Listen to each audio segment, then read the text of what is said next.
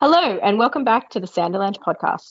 Today we are covering Oathbringer, chapters 12 to 14, wherein Dalinar engages in discussions with other leaders on Roshar and is promoted unexpectedly. Shallan and Adolin share a meal together, and Patton has a lesson in what it means to be a chaperone. And finally, Kaladin sees what the Voidbringers are up to, or not up to, as in the case may be. Lots of fun in there. I am Jamie, and with me today is Data and Dak. So unfortunately, no Joe today, but the rest of us are here to discuss this and whatever else pops into our head, as is tradition. So hold on to something, everyone. The Sanderlanche is about to begin. Yearnings intertwine, the golden age in ashes once again.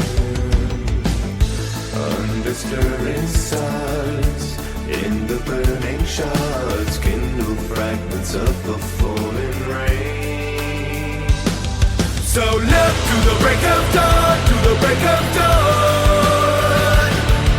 Stronger together now. So yeah, another 3 chapters this week, and I know we're going 2 weeks without Joe at this point. He's got a bunch of stuff going on the last couple of weeks, so hopefully he'll make it the next one. But in the meantime, what did you guys think of these 3 chapters? Yeah, these were pretty good. I at first was like, a bunch of politicking, but I kind of like the idea of politicking at a distance. Although, like, I agree with, Dalinar trying to get everyone in the room would be super helpful. So yeah, that was a bit of fun. I enjoyed the Thalen Queen. It's just a bit of like a no nonsense kind of attitude. I thought she was a bit of fun. Kind of disappointed with who is coming to town, but we'll see how that goes. Probably not well. We obviously know he's got his own agenda, so that's going to be really interesting to see how that all unfolds. And Elhokar, I really felt for him, and I thought for sure he was going to abdicate, not giving Dalinar his own sort of high kingdom thing. It was nice to see him feel excited about something and like feel his own glory spread. Hopefully this gives him enough peace that he can try and be a good leader rather than just living in Dalinar's shadow. I hope it's a good thing, but we'll see what happens. Maybe it means, Elhokar's going to leave. Seems to be what he wants to do, but they kind of need Kaladin to come back and do that. And don't know when we'll see Kaladin again based on the last chapter. So, right. Yeah, that was pretty interesting. Nice little short chapter there. I feel a bit validated in the Voidbringers aren't up to what everyone else seems to think they're up to. Yeah, I think they don't really know fully what they're up to at this point. So that'll be good to see a bit more through Kaladin in the coming weeks, hopefully, what's going on there. But my favorite character for this week's chapters was easily Patton. I love the juxtaposition between Syl and Patton. Syl's like, oh yeah, this is what happens. I know what happens. I've already been researching and this is great. And Patton's first point of what's an inappropriate thing to happen between a courting couple is dividing by 0. I had a really good chuckle about that. And then when he pops up realizing what is inappropriate, fantastic. Good bit of writing. I thought it was so funny. I was listening to these chapters while the family, we were all having breakfast together, and I think Dak knew exactly what I was listening to when I started audibly giggling. So oh my, yes. And the voices, I think the voices just made it even better. I think it's Kate Reading, I think. Yeah. I have to confirm. Kate Reading. I don't know how you pronounce it, but Reading? it's written like that. Yeah, Reading. Yeah. She does a great Patton buzzing voice and just this normal conversation, and then it's like, oh, mating. Oh, it was so good. So good. I have heard people say that she does great Spren in particular, and since I've never listened to the audiobook, I've never had to experience that. So yeah. I agree that the dividing by 0 line is great. Definitely got a laugh out of me on that one. Speaks to all the math people. Yep. Oh, but Yeah, I mean, Joe was talking about the last episodes he was doing, how he was like, I really hope it doesn't turn into like a whole politics thing. And, the first chapter is, like you said, it's definitely a lot of politics, but I feel like it's interesting. And you get the different personalities that you get in these conversations are interesting, where it's like, we've met the new emperor in Azir, but obviously he's not the one, having the conversation. So you get this look at how the Azish like mind works in these international discussions. And then a huge contrast to, we've met some Thalens. We had not met the Thalen Queen before. And then we talked directly to her, and it's a very different experience. So we're kind of learning a lot about different parts of the world through this. Yeah, and I think we coming back to Well of Ascension and the amount of politics in that book, and we were all like, oh, not a fan. I think there has to be some politics, and that's fine. Just please don't give me a whole Stormlight book of politicking. Like that's a lot of politics. I expect there to be some, but yeah, done differently. And I think this scene was really good. Yeah, I think so too. And then the thing you said about Elhokar really hit, because Elhokar, I know not a lot of people, he's not their favorite character, and he's not, the best dude, but it is so hard not to feel sorry for him. Like sometimes in the past, Dak has been like, I feel really sorry for Elhokar in this scene, and I'm just like, okay, I mean, I don't know that I necessarily feel as sorry for him as you do, but I get it. At this moment is one of those where I'm just like, it's really hard. If you don't feel kind of bad for Elhokar here, then you may be dead inside. Yeah, and I think that turning point for us was the conversation you had with Kaladin in the last book. At first, you're like, he's just a bit arrogant, and I don't really know if I like him that much, but he's broken, this poor guy. Yeah. And then it's such a moment for me where he's finally starting to like you said, he gets like that glory spread moment, and he's so excited that here's something he can actually do. And even that is tempered by, I mean, we're gonna have to get Kaladin, of course, so that if I screw up, he can still save the day. And you're like, oh, you poor man. Although, good plan, probably. I will admit. Yeah. Well, since we're on that topic, the thing that made me think about these chapters is like, Dalinar's trying to convince Elhokar.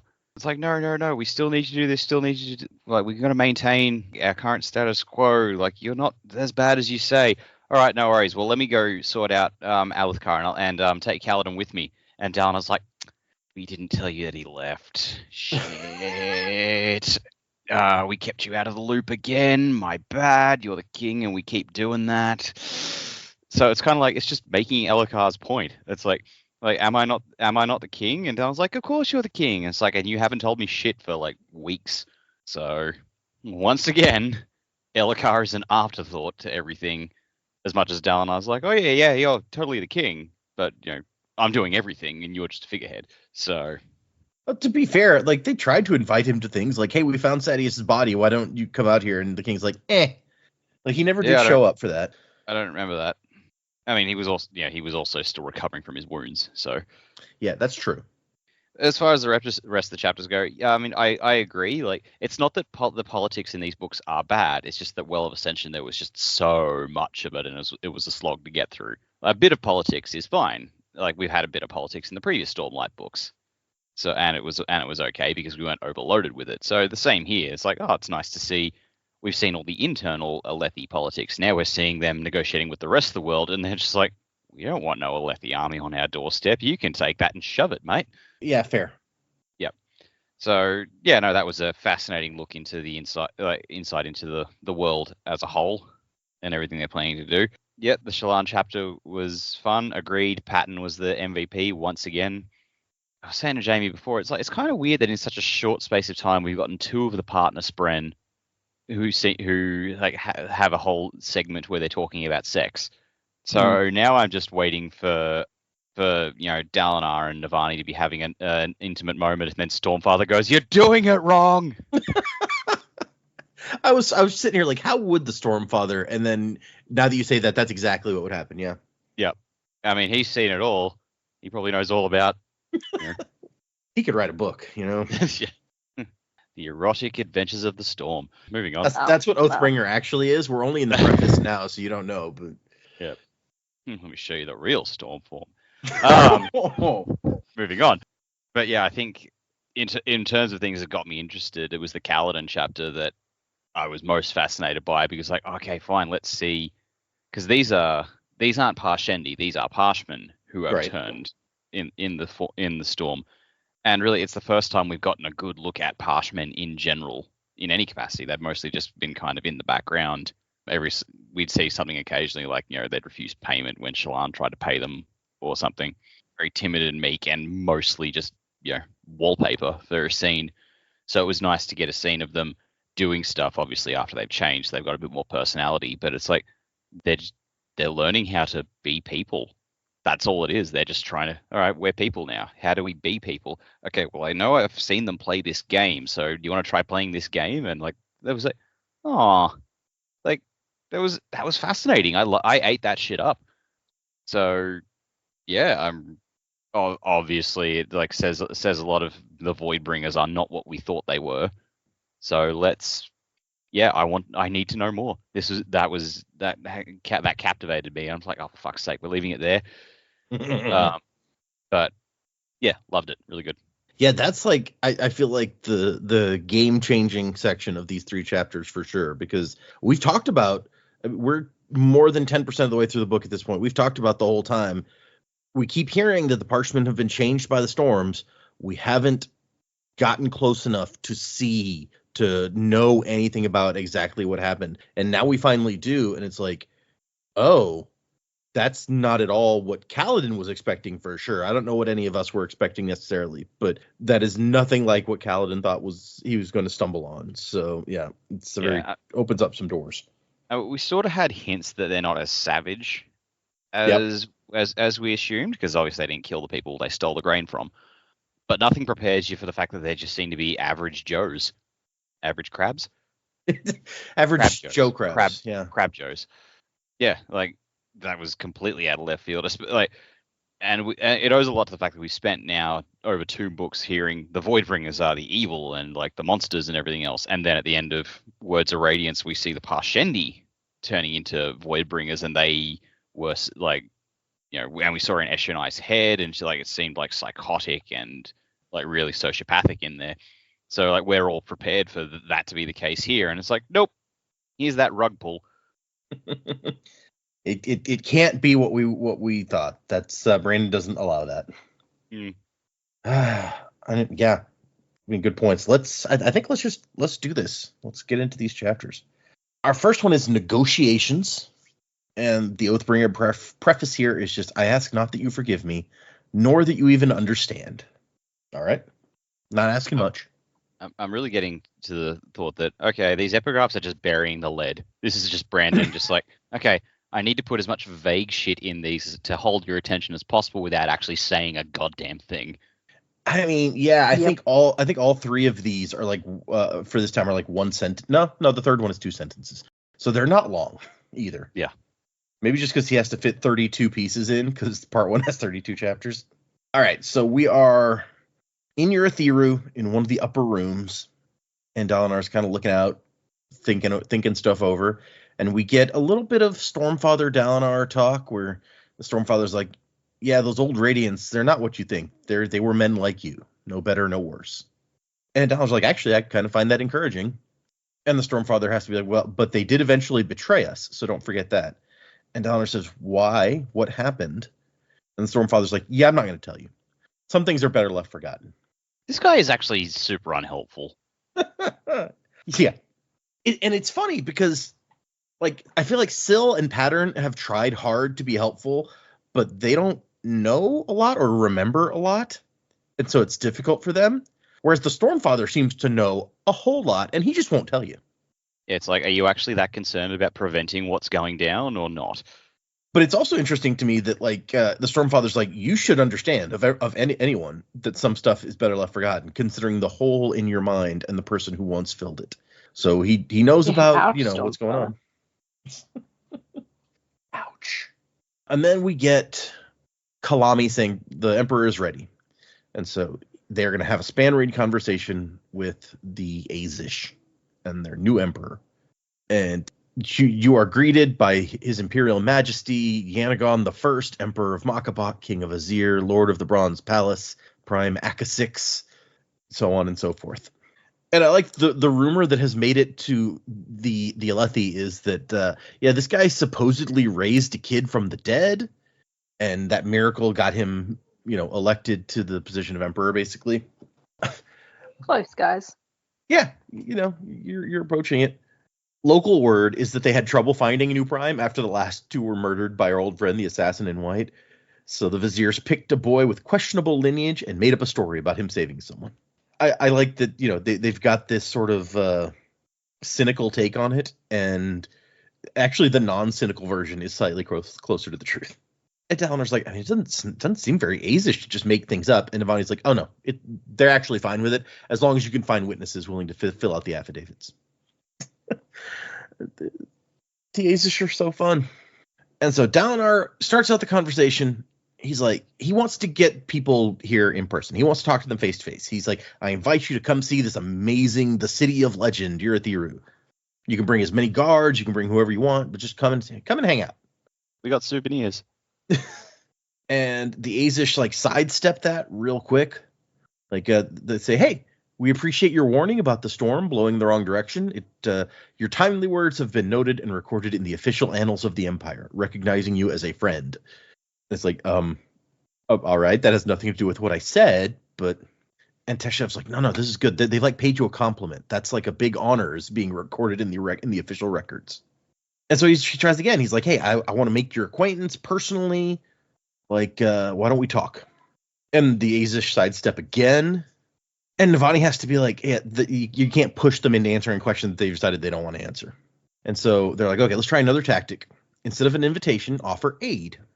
And so Dalinar offers an exchange of information about the Voidbringers. Like, the Voidbringers are here. Let's trade what we know. Let's unite mankind against this threat. And the Azish are like, okay, yeah. Sharing information. Helping one another. Great idea. What do you know? And so he gives them a little information. We fought them on the Shattered Plains, Red Eyes. My scribes can give you a detailed report. And the Azish are like, great. We'll take it. And it's like, all right then. Well, what's going on with you guys? Like, what have the Parshmen been doing? Are your cities okay? Are they destroying things? And the Azish are like, actually, it's going okay. They're not actively attacking anymore. We are negotiating with them. And Navani's like, wait. The Voidbringers are willing to negotiate with you? It's like, yes. We are exchanging contracts.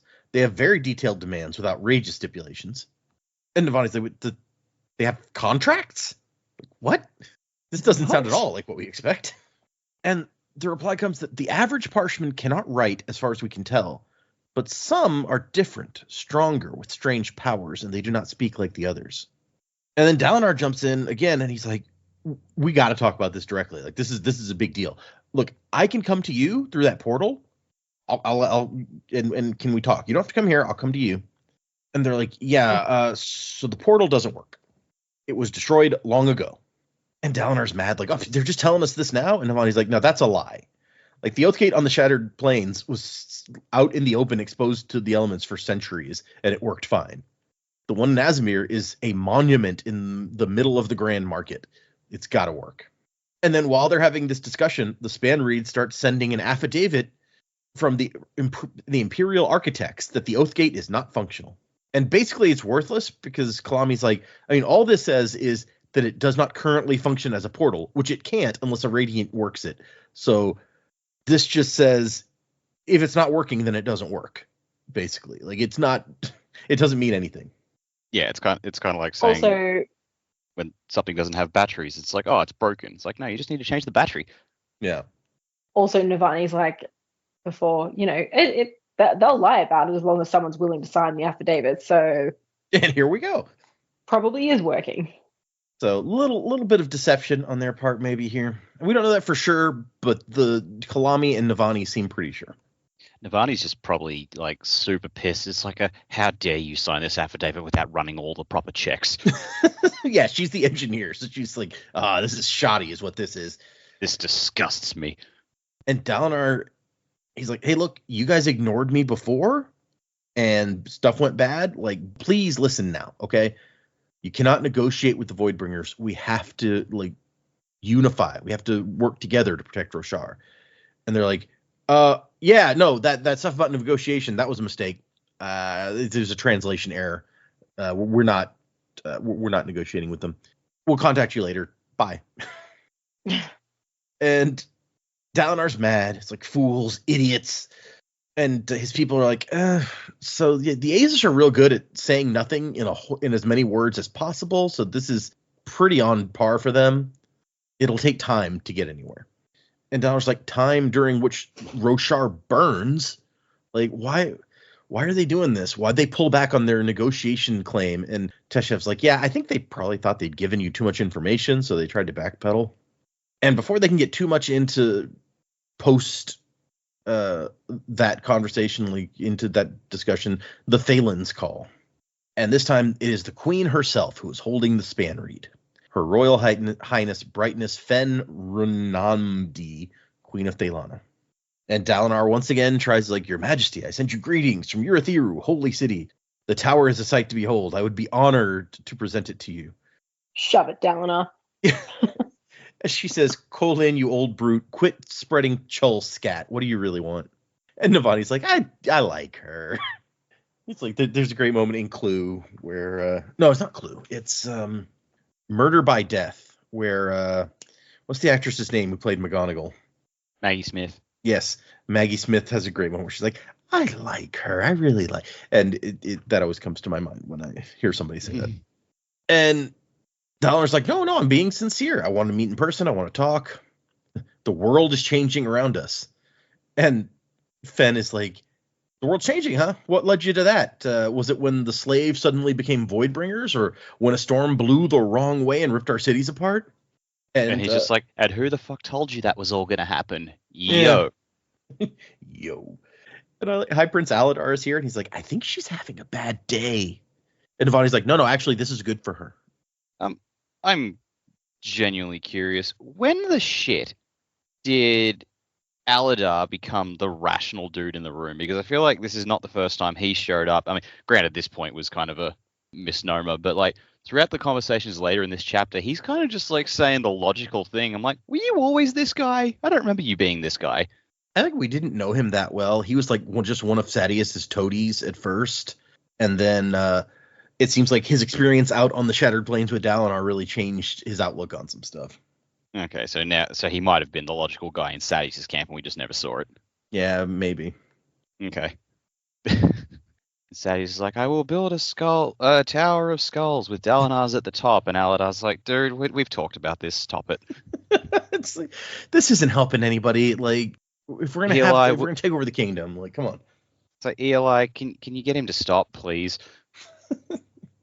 I wonder if Aladar has a wife. We never see her. Maybe she's back home, like taking over or running the princedom.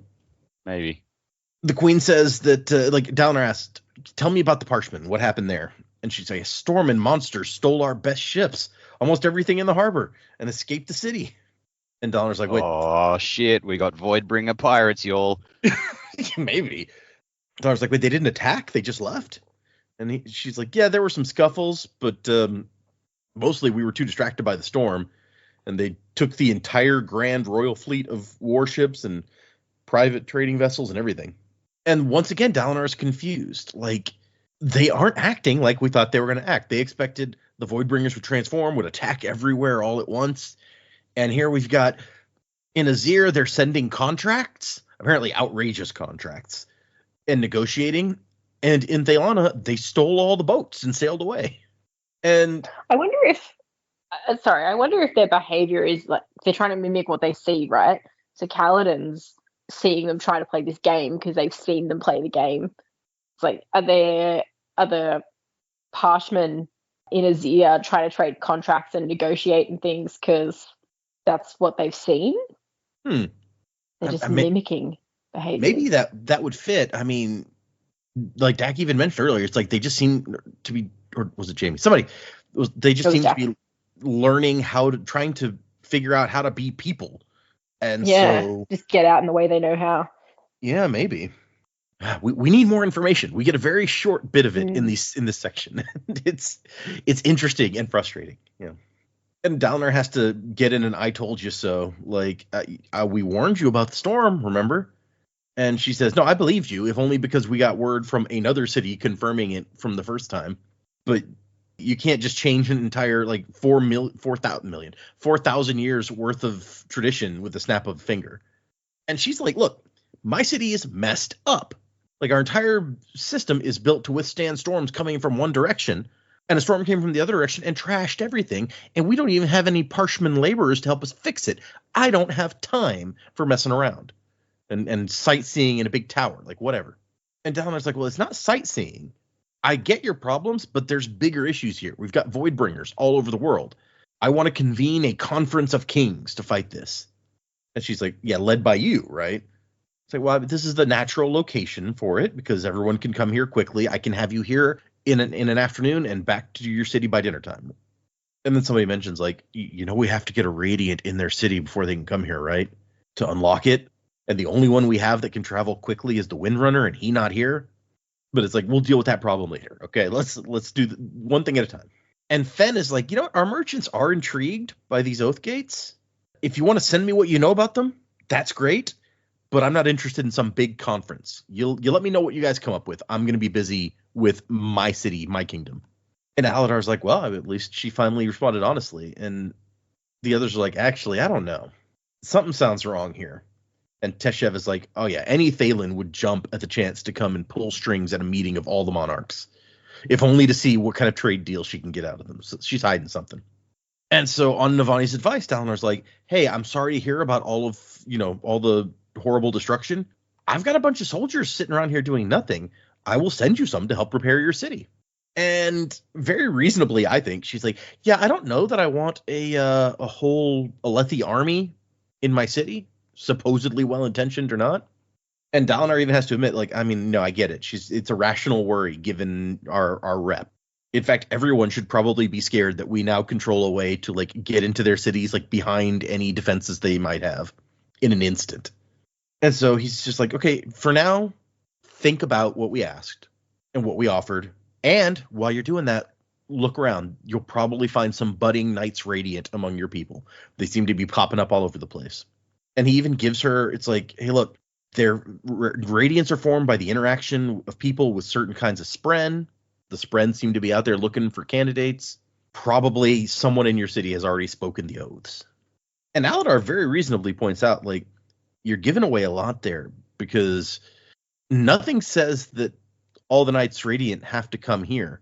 And if people in different areas start setting up their own home of the Knights Radiant, you might end up with a different group of them in every major city, like competing with each other instead of working together. But Dalinar is like, I got to use the cards that I have to try to build something here.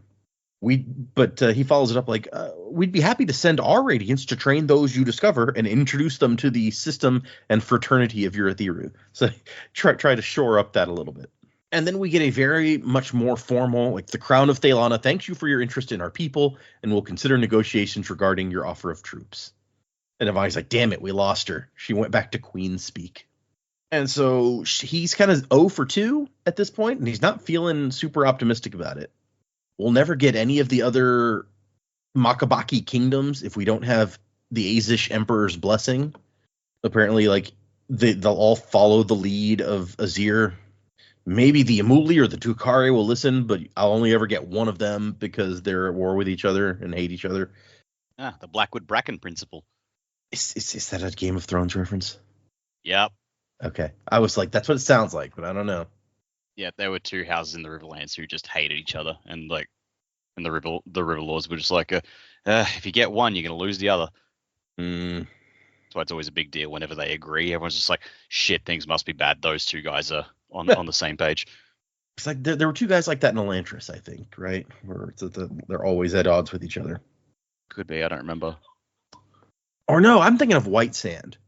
Like, there was the guy who would just automatically vote against what the other guy was going to vote for, or vice versa, because he hated him so much. That's right. Yeah, and it's like he needed all of the votes in his favor to win, and it was like, you're never going to get that guy's vote and the other guy's vote.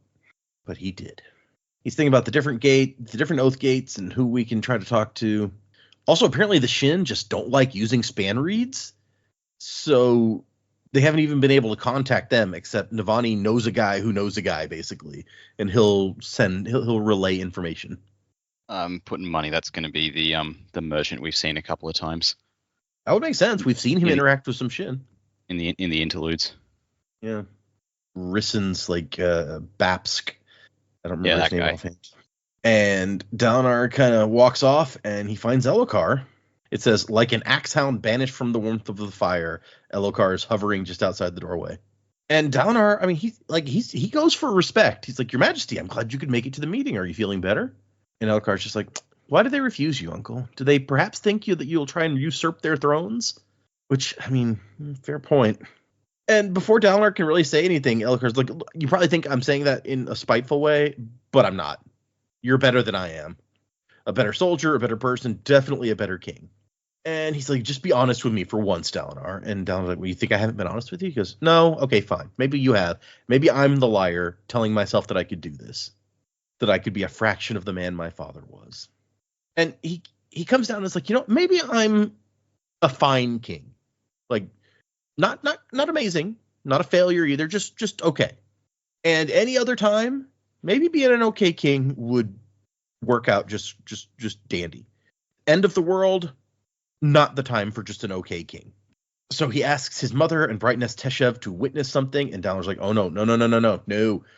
And he says, you must accept the consequences for your actions, Uncle. Yeah, fair enough. I mean, who's he going to give it to, realistically? He's basically assumed that position anyway. I mean, yeah, Dalinar's been making all the decisions. Yeah. And so Elokar's like, it starts like swearing fealty to Dalinar. He says, if there's high princes and princes, why not kings and high kings? You did ask for this, Uncle, not specifically in words, but this is the only place it could have gone. And Dalinar's like, I mean, I've tried to include you, but you're right. I'm sorry. And then they're like, look, dude, okay, fine. You want to do this? And Navani joins in. It's like, we need to outline exactly what this means. You can't just be like, you're in charge now. See ya. And Elokar's like, okay, so let's say I'm king of Alethkar, and you're like high king of Urithiru and the Shattered Plains. So as long as my people are in your territory, you get to be in charge of them. And Dalinar, which on some level, right, it's giving Dalinar a whole bunch of power, but what he's done is, okay, I'm going to give you the power and authority here. I'm going to go back and be king like I was, but you here, this is where you have your power. Yep. Yeah. Enjoy your magical tower and your pile of rocks. Yeah, so it's like he's high king, but first of all, what is high king versus king? He's just another king, right? He's broken off his territory and given it to someone else. Yeah, he says Dalinar must stay out of direct management of my lands. He can give me commands, but I decide how to see them accomplished. So he can still tell Elokar, like, in Alethkar, I want you to do this thing, but Elokar decides like how it happens or whatever. Yeah. Is Elokar just like first among equals as far as the other high princes go, or like? No, I don't think so. We need to figure out how the rules apply to them now. Yeah, but I feel like it's very reasonable, like setting up of boundaries, where it's like Dalinar's basically just been gradually taking over, whether intentionally or not, and Elokar's like, let's make official guidelines for how this relationship is going to work, okay? And that way, if you start pushing out of bounds, I can call you on it because we've laid out like how this is supposed to work. It seems very reasonable if you're going to insist on making Dalinar High King. And Dalinar agrees with this, but at the same time, he feels kind of messed up about it. Like, he fought with his brother and Sadeas to create the kingdom of Alethkar, to unite all the high princes. And now that's not his land anymore. He can't even be in charge of the Kholin princedom. He has to give that up to his heir, presumably Adolin. So he's like, this is my land now, the tower covered in cold spren. And he gets the Shattered Plains, which, whoop-de-doo. Isn't that a fun place? No one cares about that now. Not since the last book. It was very important up until then. And we transition to Elokar being like, I want to lead our forces to Alethkar and recapture our homeland. Something is wrong in Kholinar. More than the riots and my wife's supposed behavior, more than the Span Reeds going still. And Dalinar's like, hey, you know what? I've actually been thinking about something. We don't need to take a giant army like marching across the world to get home. The Oathgate in Kholinar is attached right to the palace. If we get a team in there to turn it on, we can bring our troops straight to the middle of the city. He's like, a small team can reach Kholinar faster than an army, and as long as there's a radiant with them, they can sneak in and turn on the Oathgate. And Elhokar's like, that's a great idea. I'll do that. I'll lead a team to reclaim our home. And he says, ask Sudan, his wife. She's there. If the riot is happening, she's got to be fighting against it. And Dalinar's like, that's not what the reports were saying. But also, he's like, I wasn't thinking that Elhokar should go on the mission, but So that's not what the reports were saying. Well, is that another piece of information you maybe didn't share with Elhokar? no, I'm pretty sure Elhokar knows what the reports say. Mm. He just doesn't want to acknowledge, because he even says earlier in a previous paragraph, like, my wife's supposed behavior. Yeah, I guess. He's thinking, like, Elhokar almost died from assassins, like, not long ago. Do I really want to send him into something like this? But I'm not gonna. I can't hold him back. He's like, yeah, their king should be the one who saves them. All right, Elhokar, you do it. And this is the moment where, like, glory spren bursts around him. I only seem to see those when I'm around you, Uncle. Funny. For all that I should resent you, I don't. It's hard to resent a man who's doing his best. I'll need one of your radiants, the hero preferably. And Dal's like, wait, the hero? That's a new one. Yeah, the bridge man, the soldier. He needs to go with me, so if I screw up and fail, someone can save the city anyway. And Dalinar, it says Dalinar blinked. That's very, And Elhokar, so cheerily, is like, I've been thinking about stuff lately. The Almighty preserved me despite my stupidity. I'll bring the bridge man with me. I'll watch him and figure out why he's so special. Maybe he'll teach me. And Dalinar's like, all right. Yeah, I think Elhokar's being pretty genuine there. He's like, I want to learn from him, but the words are dripping with that. Well, like, why is Bridge Boy so special? Like, yeah. It sounds so genuine, like you said, that it's just like, he's just internalized this idea that I suck, Kaladin is awesome. Yeah, maybe better I learn can how to be figure something out. Kaladin. Yeah. Yeah. Which is sad. Yeah. And then Elhokar's like, I gotta make plans. I'm just recovering from my wounds, but I can't leave until the hero returns anyway. You think he can fly us all to my whole team to the city? So I think that he definitely knew Kaladin was not here based on that. Okay, I must have misinterpreted it. Because I thought that's why Dalinar was getting so awkward about it all. He's like, oh, he didn't tell you he's gone. Yeah, I wondered when you said that, and I was like, well, we'll read it. Maybe I missed something when I read it, but I don't think so. Okay, never mind. And it ends with, like, thank you, Uncle. Thank you for believing in me, if only this small amount. And so that was real awkward for everyone except Elhokar, I guess, who kind of, was behind the whole thing. But before they can dwell on that too much, Kalami is like, Dalinar, something's happening. And she reads off, Your Majesty, I consider your offer generous and your advice wise. We have located the device you call an Oathgate. One of my people has come forward and remarkably claims to be a Radiant. Her spren directed her to speak with me. We plan to use her shard blade to test the device. If it works, I will come to you in all haste. It is well someone is attempting to organize a resistance to the evil that befalls us. The nations of Roshar must put aside their squabbles, and the reemergence of the holy city of Urithiru is proof to me that the Almighty guides your hand. So it's. Did you guys know before we get to the end of the letter who was writing? No. I was like, who the hell is this? Who is just so happy to jump on board? Yeah, it's like, oh my god, we finally have an ally. Ah, shit. Shit, of course it's this guy. Honestly, I kind of forgotten about him. It's been a while since we last heard from him. It's been a little bit, yeah. At the end, it's like, it was sent by Teravangian, king of Yakoved and Karbran. And Dalinar's Don't let genius boy to Urithiru. No. Dalinar's like, oh my gosh, I wasn't expecting this. This is awesome. His elevation to King of Yakoved was widely seen as an act of spite from the former king, who hadn't wanted to give the throne to his rivals. But the war, was, yep. I mean, that was a contributor, I guess, to what happened. Although I think we learned that all of the other high princes were dead, so he didn't really have any rivals at that point. True. And he's just like, these words warmed Dalinar. Someone had listened. Someone was willing to join. Bless that man. No, Dalinar, no. And that's the. I'm with Elhokar. Actually, I want to go. If Teravangian's coming here, let's leave. Yeah, I want to be where Teravangian's not.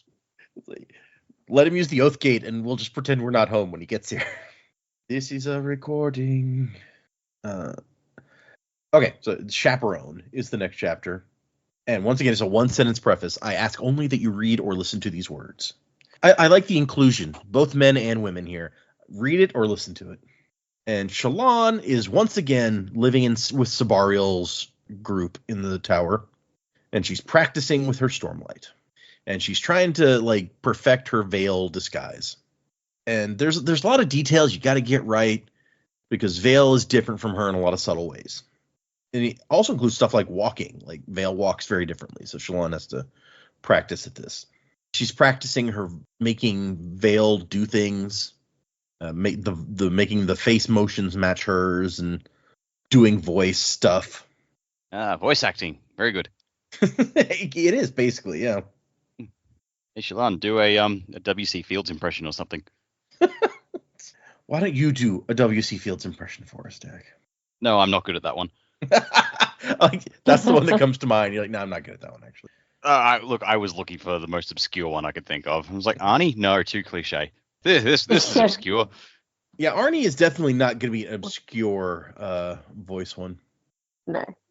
Although I'd be impressed if she could do it well. For all we know, like, one of these languages she already practices sounds just like an Austrian speaking English. Yeah, exactly. That's actually the what are they? The Bavs? The Bavarians? Yeah, Bavadians? Bavlanders or Bav, yeah. Yeah. That it's funny because that's the exact one that I was thinking, because that's the one that we heard earlier was like, you sound like an idiot if like nobody thinks a second thought about you because you're so like unsophisticated when you have that accent, which it isn't fair to Arnold, but that is absolutely the first thought that I had. Yep. Like, Arnold actually kind of a smart guy, in a lot of ways. He has a PhD in economics. Yeah, see, I mean, and as far as I can tell, he was a pretty successful governor during his governorships. So I believe so. Yes. Not trying to insult him for sure. Not just because he could beat me up, but a lot of people can do that. I still insult them. It's fine. Also, he seems like a genuinely nice dude.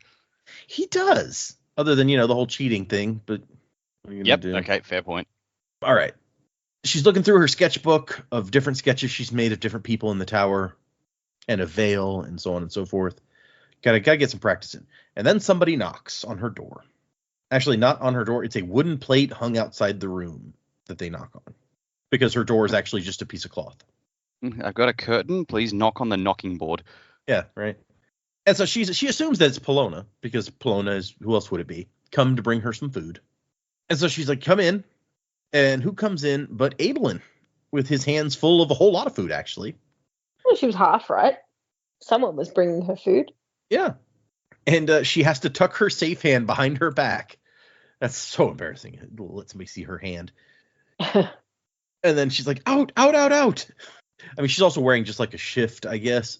But I love how it specifically calls out she has to hide her hand. And he backs awkwardly out the door again. I'm absolutely with Adolin when he starts protesting. He's like, I did exactly what you told me to do. Why am I the bad guy here? Yes. Yeah. It's he's like, you did invite me in. And she's like, I thought you were Polona. You can check to see who's at the door. First. Don't make this my fault. To just say, who is it? She goes, you're the one slipping into ladies' bedrooms practically unannounced. And invited. Knocked and then invited. This is not unannounced. And ladies' rooms, my betrothed. Like, it's not like I'm just knocking on people's doors and going on in. And she says his knock was feminine. Did you knock with one hand or two? And he's, I'm carrying a storming platter of food. Of course it was one. And he's like, who knocks with two? Who does that? Seriously. Yeah. But also, your knock was feminine. Wow, that seems... That's not cool. That's not cool. And I like... She's embarrassed.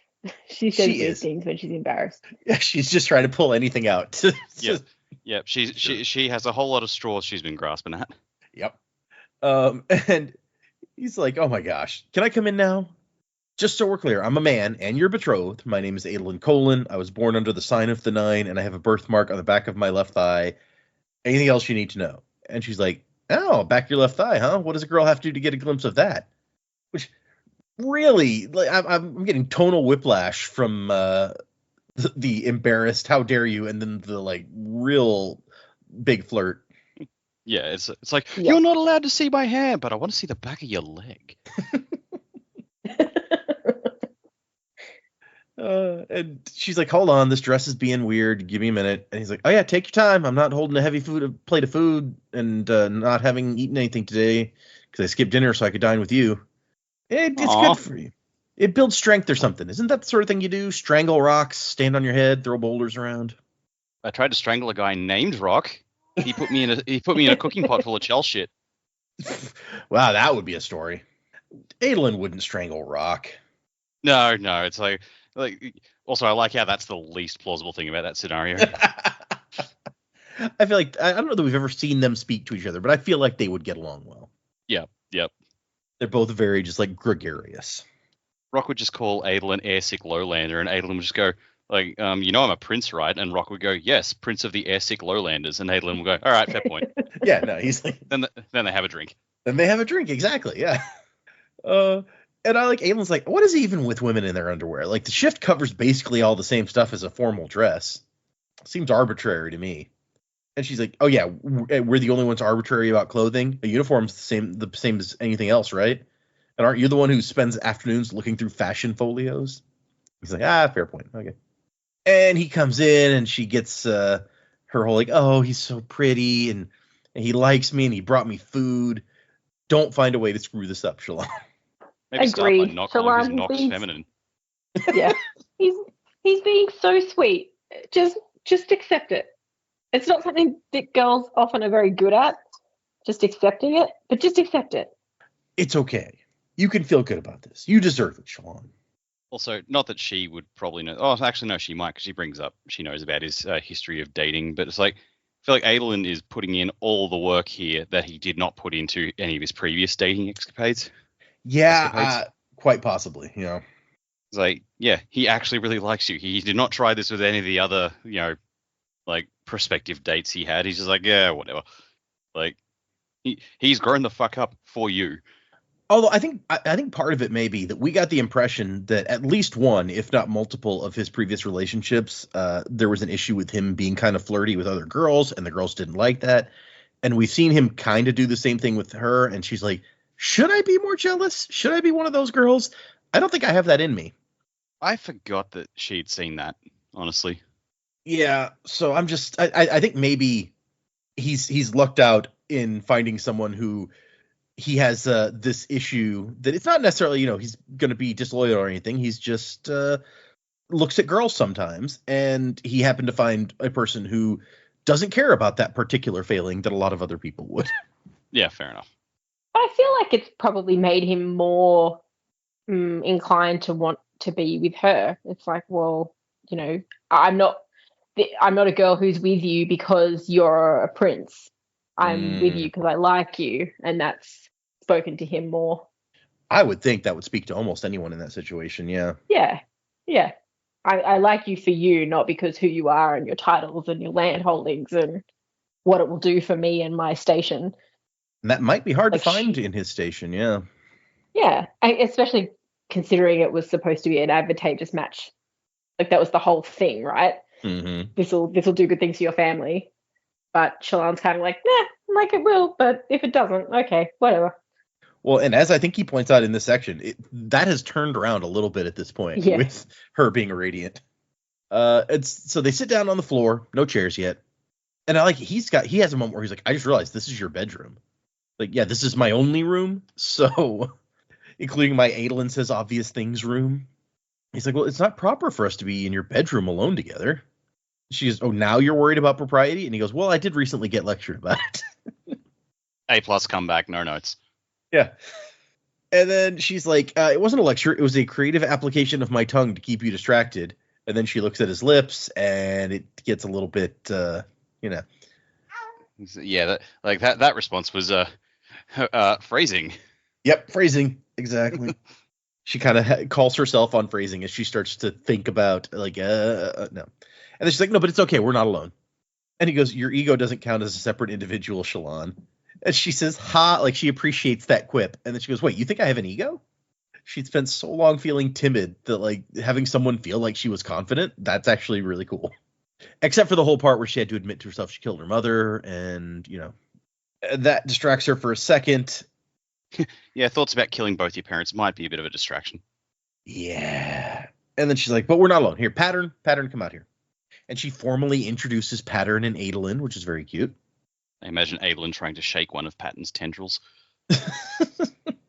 And she says he's a cryptic. She doesn't point out like that lie spren would be another name for that. I feel like that would make you mistrust Pattern quickly if you were introduced as this is a spren of lying. So, and she shows off her light weaving a little bit by making a little hologram of Adolin in her hand. And he's like, why do you insist on like hiding this and pretending you're like, because they've spread around that she is an else caller like Yasna was, not a light weaver. And he's like, why do you hide this from everybody? And I feel like it's weird that no one understands, because she's explained this before, that it's like, I can make images to fool people, but that's only useful if they're not looking for me to do it. This could give us an edge. I guess no one would expect her to do it.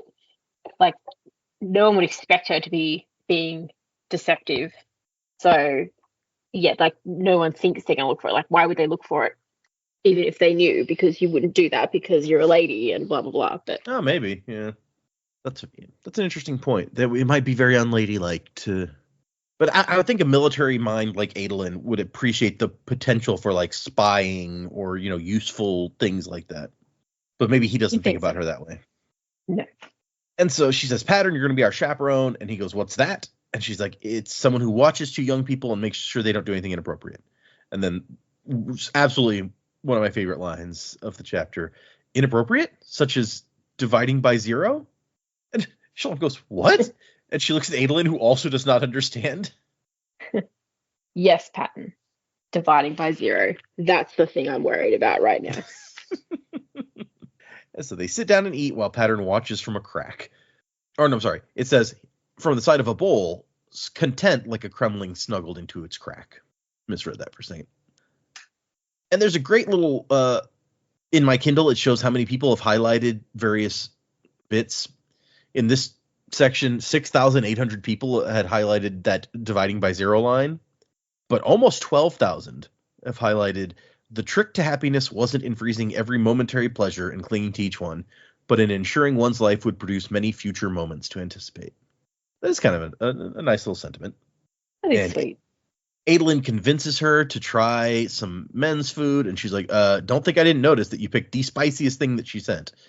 But then she's like, you know, maybe I will take a little taste. And Pattern's like, wait, is this an inappropriate thing? Am I supposed to stop you from doing this? And Shalon says no, and then thinks, maybe someone who believes everything I tell them isn't the best chaperone. And she tries some, and it is super spicy, and she hates him and herself after that. She drinks all of her water and then drinks his water too, just to show him. I love that she wasn't just regretting her choice of curry. It was like she's regretting all of her life choices at this point. No, that is too hot. I'm out. I'm done. Oh man, it's funny to me that how they have this separate men and women's food and that it's so different. Adolin's like, are you using Stormlight to heal yourself from the curry pain? Yes. My wife likes her food way spicier than I do, so I like this is just weird to me. Never and used to be a spice fan, but now I'm more into it. But I'm not for the really heavy stuff. I would still call myself mid-level spice at most for me. Your palate has developed a bit. You can appreciate it more. Yeah. Yeah. I think I'm the same way. When I was young, I didn't do spice a lot, and now I can appreciate a decent level of spice. Still not like real hot, but yeah. I think it's also though because in Texas where I live, if it's spicy, it probably had jalapeno in it, and I don't like the taste of jalapeno. So that's fair. When I was a kid, I always thought like I don't like anything spicy, and as I grew up, I realized I just really don't like that taste. Other spice, like we go to the Thai place, and I'll get like their middle spicy thing because I can do some spice in that, and it's fun. Anyway, random sidetrack. And then this is the moment where Pattern gets it. Oh, you were talking about mating. I'm to make sure you don't accidentally mate, as mating is forbidden by human society until you have performed appropriate rituals. Accidentally. Accidentally. I love that word. It's like, whoops. Adolin gets up and Patton jumps at him. It's like, no, Adolin, don't trip. What I want is the pattern. I want a pattern perspective chapter where he's sort of paying attention to what's going on, but then he's thinking about things. And you just go down this train of thought as per pattern, and then you emerge back into the conversation. Because that would be great. I just love the idea that he sat on the side of the bowl the whole time thinking, what could Shallan possibly be talking about? I got it. I'm going to make this more awkward. I didn't know I needed that until you said it, and now I absolutely agree. That would be the best. Yeah. That raises a question. I know it's like there's been the joke about a chapter from the perspective of the stick with the I am a stick chapter. Yep. But would it be a spoiler to tell us if there is at any point ever a chapter or a part of a chapter or an interlude from the perspective of a spren? So I'll throw you a little bone on that. Without asking which spren. I remember for sure, and I off the top of my head, I can't speak for the rest of this book or the next book, but since I've recently read book 5, Wind and Truth, I remember for sure that there is a spren who is a pretty major viewpoint character. Oh, neat. Okay. Ooh. Cool. Just, yeah, interesting to get inside the head of a spren, because I imagine they would think differently to a people. Right? Yeah. Jimmy has me imagining like what train of thought led to his figuring that out. It's like, oh, it's mating. That's what you're talking about. Dividing by 0? No. Multiplying? Oh, yeah. That's great. Okay. It's got to be related to math somewhere. Everything is related to math. Shallan is totally humiliated by this. And then Pattern goes, very well, you two. No mating, all in caps. And then hums happily to himself. Also, you think about it, it's like, it's the first time I'm introducing my spren to my boyfriend. I hope everything goes okay. Oh, God, he won't shut up about sex. It's like introducing your kid brother to your partner, and they just ask all the inappropriate teenage questions. Oh, yeah, I could see that. And Shallan's like, can we talk about anything else right now? I would like to talk about how much I want to die right now. And all the sexual tension in the room is gone. Adolin pulls out a notebook and says, May Aladar sent teams to question Vedek Perel's family and friends. They discovered where he was before he died, or Vedekar, not Vedek. Sorry. Vedek is a Bajoran religious position, and I'm in the middle of my watch through of all Star Treks. I'm doing Deep Space Nine and The Next Generation right now, so Vedek is in my brain. But anyway, and it's interesting. I did not remember her being mentioned here. May Aladar at some point, that's High Prince Aladar's daughter, and we'll see more of her at a later point. I didn't even remember that she was introduced this early. Neat. So I guess Aladar definitely has a wife somewhere then. Somewhere, yeah, presumably. Unless May is illegitimate. Could be. We don't know. Or her mom could be dead. Yeah. That happens. And he's got some books on Makabaki politics. Since you didn't seem to know much, I thought maybe I got you some books that I enjoyed. He's like, wait, books? You? Like, yeah. Yasna and Aunt Navani made certain that my youth was filled with interminable periods listening to Ardents lecture me. Some of it stuck in my brain, against my natural inclinations. Adolin. He's like, look, I know I'm the dumb guy who hit stuff, but some things are stuck in there. And she goes, that was really thoughtful, Adolin, thank you. And he goes, well, I figured if we're going to move forward with the betrothal, and then he trails off. And she's like she kind of panics inside, like, wait, why wouldn't we? And he goes, well, I don't know. You're a radiant, Shallan, some kind of half-divine being from mythology. All along, I thought we were giving you a favorable match.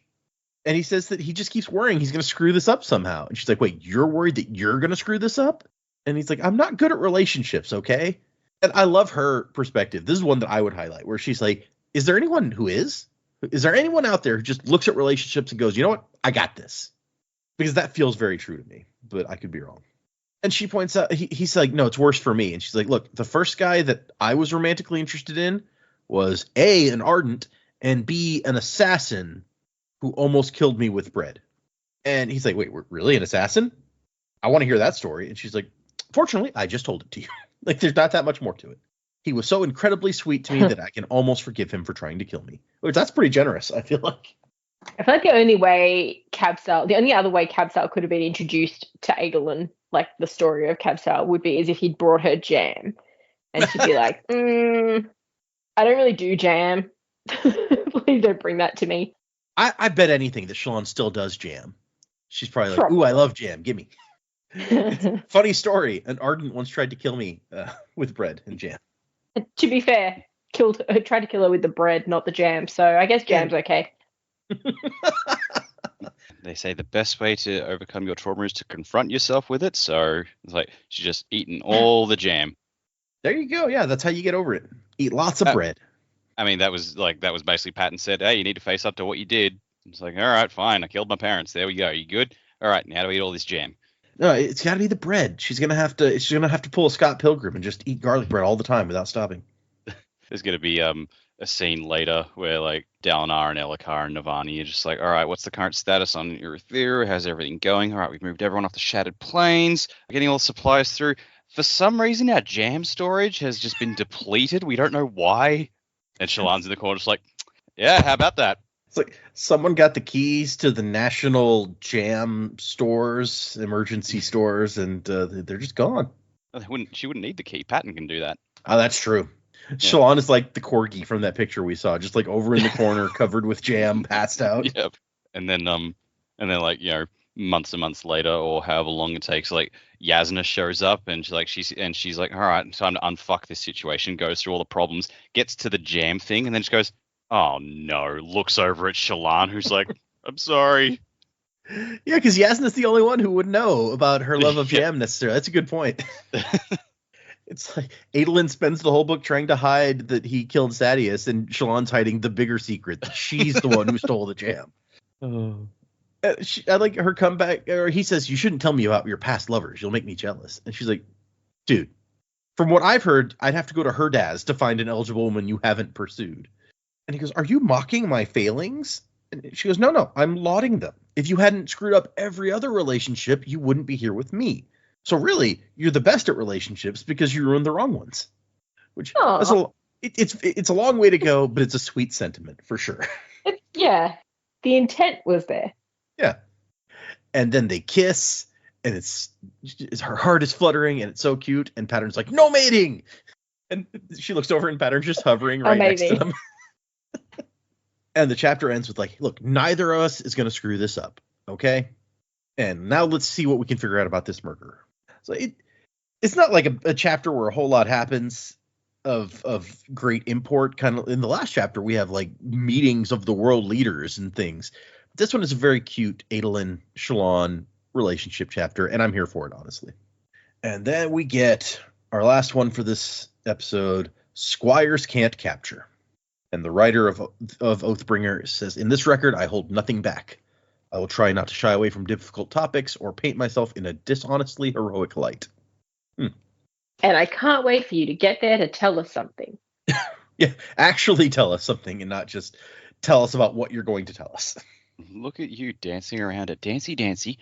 Well, it's the preface. You're not supposed to get deep into things in the preface. I know, but they still at least discuss the topics of the book in some way. So Kaladin has tracked the Voidbringers. And he's sneaking through the trees, these monstrous terrors from the mythological past, enemies of all that was right and good, destroyers who laid waste to civilization countless times. They were playing cards. And I feel like we learned a little bit, like they have these wood cards here, and this is actually a nice deck. It's been treated with because if you go somewhere on Roshar, there's high storms, things are going to be wet. These are cards that don't get destroyed when they get wet. I fucking love that touch. Yeah. I actually have some plastic cards for similar reasons. Not because we have high storms, but because if I'm going to travel with a deck of cards, I'd rather be prepared. And so Syl and Kaladin are spying on this group. They have marbled red and white skin rather than the red on black that R'lain from Bridge 4 has. They're not wearing war form. They're wearing some other like they didn't wear some terrible powerful form either. They were just like squat and bulky. They've got a full head of hair. I feel like this is like work form or something, but Kaladin doesn't know the name of the forms, so it's hard to know. It's hard for us to know. Crabs with hair is just such a weird concept. It is a little bit weird. Just picturing a crab with an afro now. We'll run into one of those, sure. Thank you. I had to suffer it, now everyone else does. For some reason, when you said that, and my brain brought up a crab with an afro, it's a crab Bob Ross. Like, not only does he have like a big afro hair, but he's got like a paintbrush. Crab Ross. Yeah. And we're going to put some happy little parchment over there. Some happy little rocks. Here's the storm. Like, crab Bob Ross just draws high storms. I'm not very good at Kremlings, but that's okay. Every scene is like very pretty, like mountains or trees or whatever, and then there's a high storm in the back. Yeah. Crab Ross. And he notices that like they're just wearing like simple slave smocks and they don't have red eyes. Maybe those change like his eyes do. And there's a female and a male parchment here, and they are discussing this card game. It's like, wait, can you do that? You said squires can't capture. And he's like, yeah, unless another card of mine is touching yours, I think. And they speak Alethi with no hint of an accent, he thinks. He wouldn't have been able to tell these voices from any dark-eyed person in his village, for instance. And the female's like, so you're saying you don't know how to play this game? And the guy's like, I should know, Ken. How many times did I watch them play while I stood there with a tray of drinks? I should be an expert at this, shouldn't I? And the female's like, apparently not. And gets up and leaves. Damn, and how's that first date going there, crab buddy? Yeah, maybe. I was wondering if that's what it was. Yeah. Ask her to mate with me. No. Yeah, okay. It can't go much worse than Zoidberg dates. So. Also, given the prominence of crabs on this planet, I'm amazed we haven't made more Zoidberg comparisons. Yeah, there really should be a lot of Zoidberg happening. You're right. Yeah. Our sign-off should have been in Zoidberg voice. Or a Zoidberg quote. I can't do a good Zoidberg impression. So. Well, the Parshendi army is here. Also Zoidberg. And their friend Jesus. Kaladin notices that the grain they stole is like just thrown in a heap and not like really protected. It's gotten all soggy, and they're not like cooking it or anything. They're just grabbing like soggy handfuls and munching on them because they don't have any bowls either. And he's like, oh, that's not good. Kaladin, you don't know how their digestive tracts work. Maybe it's healthier for them to eat it like that. It's true, it could be, but he's just remembering back to his time as a slave and how much when he had to eat like this mushy, awful stuff like that. And Kaladin starts whispering to Syl, like, this is wrong. We've been wrong. Like, these aren't destroyers. What happened to the beast with red eyes that were crushing Dalinar's army? We thought we understood, but something is... And then a shrill voice says, alarm, alarm, you fools. Which I rarely hear somebody shout just alarm. Like, it reminds me of that scene from Indiana Jones and the Last Crusade where the Nazi lady looks at them in the fireplace and smiles and then screams alarm. Just such an odd... Like, don't scream alarm. Yell what you want people to know. But a yellow ribbon streaks through the air and the voice says, he's there, you're being watched. Beneath the shrubs. And the Parshmen have like cudgels and branches and broom handles, and Kaladin's like, I mean, I could take them all even without Stormlight. Like, look at how they're holding those. Clearly they have no training in weapons at all. But he's not going to do that. He says no, and then holds up his hands and says, I surrender.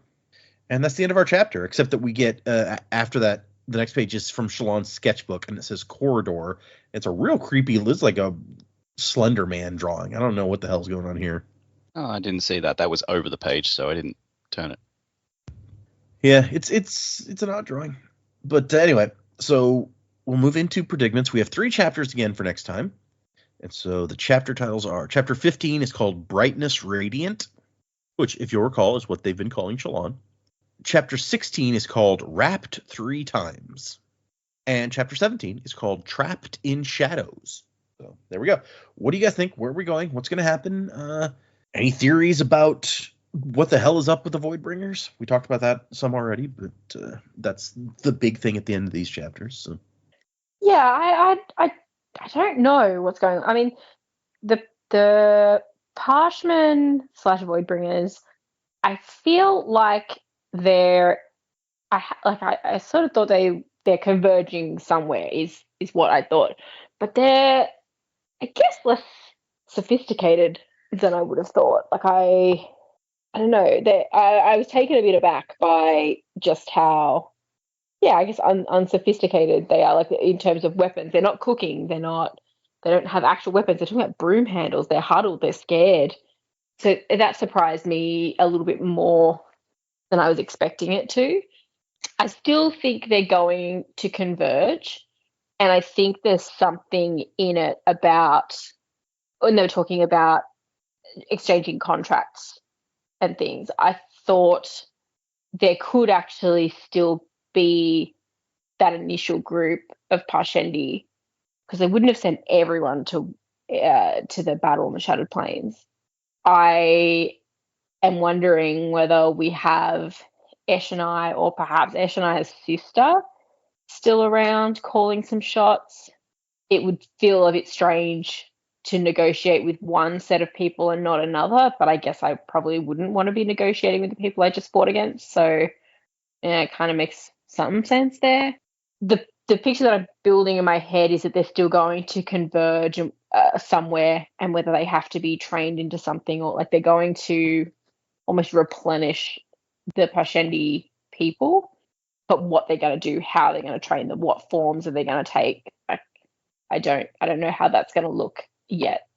Plus, we can see that there is a definite change in appearance. So Kaladin was saying these ones were red and white, whereas the Voidbringers that Yasna was even talking about were definitely red and black.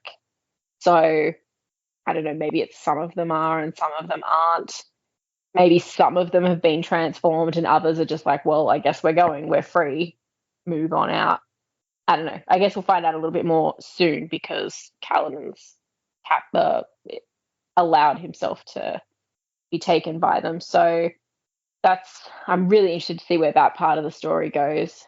For our chapters this week, I would say we've probably got a Shallan chapter coming up, or it's someone talking about Shallan, and I'm not sure who that would be necessarily, but I think I like the idea of it being a Shallan chapter. I really loved the Shallan and Adolin chapter, but we would need to get some substance from Shallan, I guess, soon.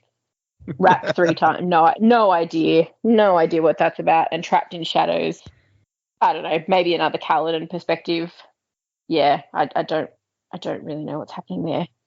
I hope that I really want to get inside Adolin's head soon, because, certainly that interaction he's had with Shallan doesn't appear to be anything wrong, anything bothering him, which we know that there is.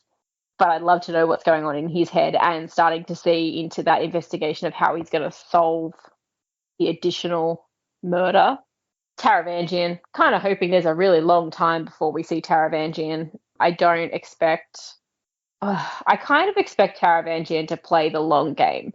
We know that he was coming for Dalinar with the assassin in white. So whether, now that he doesn't have control over Seth, how is he still going down that path of, I have to have Dalinar assassinated somehow, and I'm going to do it myself, because who can you trust if not yourself? I think that will play out over a longer period of time. Personally, I hope someone takes Taravangian out much quicker than that, but maybe he's being built up to be our big bad for this book or a couple of books. I mean, he's certainly not been good in any other book, so it'll be interesting to see what happens there. Hoping we see another gate open soon. I think it'll be cool to explore other areas of Roshar a little bit more, because they've obviously got very different customs and ways of living and all that sort of stuff. So I think that would be really cool. But yeah, it's still pretty early days. Lots of broad ideas, I guess, about what could happen. We're definitely. I'm hopeful that you are correct here, that we will be learning more about the Parchment soon, because, like you say, Kaladin has now allowed himself to be captured, which you could see as like a bad idea until you remember that he's like, oh, I could easily beat this entire group of people with my shard blade. So unless they have some way to like counteract that, then being captured isn't that big a deal, because he could get free whenever he wants. Yeah, I like from this group maybe he can, but maybe wherever they're going. I mean, I think they're acting out of fear now, not necessarily about. Oh yes, we've got Kaladin, fantastic. That's what we were aiming for. They're being spied upon and got to take him in. Yeah. But yeah, I think Kaladin will be able to get out at any time. I'd like to think maybe he'd befriend them or something like that, but I don't know. We don't know much about them yet, so. Yeah, we really have no idea what they're gonna do now that they've captured him. Like, are they gonna kill him or try to kill him? I doubt they're gonna be able to successfully kill him. But if not, it seems like intentionally getting captured might be the best way to get information. Oh, for sure. Yeah, I think it will be invaluable. Yeah. But I also agree that it would be nice if we saw another gate open up soon, so that we just have some more places we can travel to. We've spent enough time on the Shattered Plains for the rest of our lives, probably at this point. Going back there is boring. Yeah, it could work on the flip side too. You know, obviously we've got the gates in Urithiru. Who's to say? Like they're talking about our characters that we know going to other places, but who's to say someone won't open a gate or has already opened a gate on their side and will storm Urithiru as well? So there's a bit of a risk there that I don't think they've taken into account yet. That's fair. Also, another interesting point that you made is we have not revisited Eshonai or Venli or any of those original Parshendi since the end of that last book. So where have they ended up? What are they doing? We know they're not in control of the city where they were staying before, because that's where the Oathgate is. The Alethi have conquered that. So where have they gotten to? Exactly. So many questions, so few answers. And every time we get an answer, it just leads to more questions.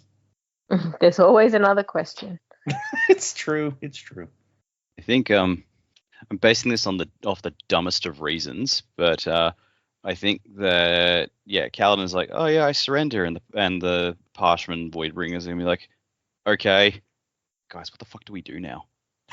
Yeah, maybe.